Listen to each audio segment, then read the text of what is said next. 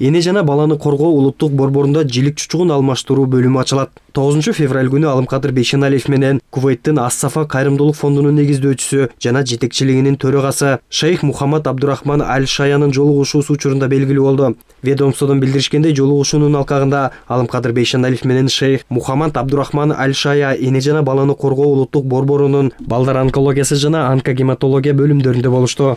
Министр жана Шейх Мухаммад Абдурахман Аль-Шая бөлүмдөрдү кыдырып, бейтаптар менен баарлашты. Алымкадыр Бейшеналиев Шейхке Кыргызстандын саламаттык сактоо тармагына көрсөткөн баа жеткис жардам үчүн ыраазычылык билдирди. Эске салсак, буга чейин Ас-Сафа фондунун аркасы менен рак жана башка ооруларга чалдыккан балдар үчүн заманбап клиникалык диагностикалык бөлүм бардык керектүү медициналык жабдуулар менен курулган. Саламаттык сактоо министрлиги менен Ас-Сафа фондунун биргелешкен аракетинин аркасында эне жана баланы коргоо улуттук борборунда балдарга керектелүүчү медициналык жабдыктардын сапаты бир топ жогорулап, жабдуулар менен камсыздоо жана дарыгерлердин квалификациясы жакшырды, деди эне жана баланы коргоо улуттук борборунун директору Шайырбек Сулайманов. Сапардын жыйынтыгында тараптар Кыргызстанда балдардын онкологиялык кызматын өнүктүрүү максатында мындан ары кызматташууну макулдашты. Министр борбордун жетекчилигине эне жана баланы коргоо улуттук борборунда жилик чучугун алмаштыруу бөлүмүн уюштуруу боюнча ишти баштоону тапшырды. Шейх Мухаммад Абдурахман Аль-Шая министрдин сунушун колдоп, жилик чучугун трансплантациялоодон негизги болгон өзөк клиникаларын чогултуу үчүн медициналык жабдууларды сатып алууга $150 000 бөлүүнү убада кылды.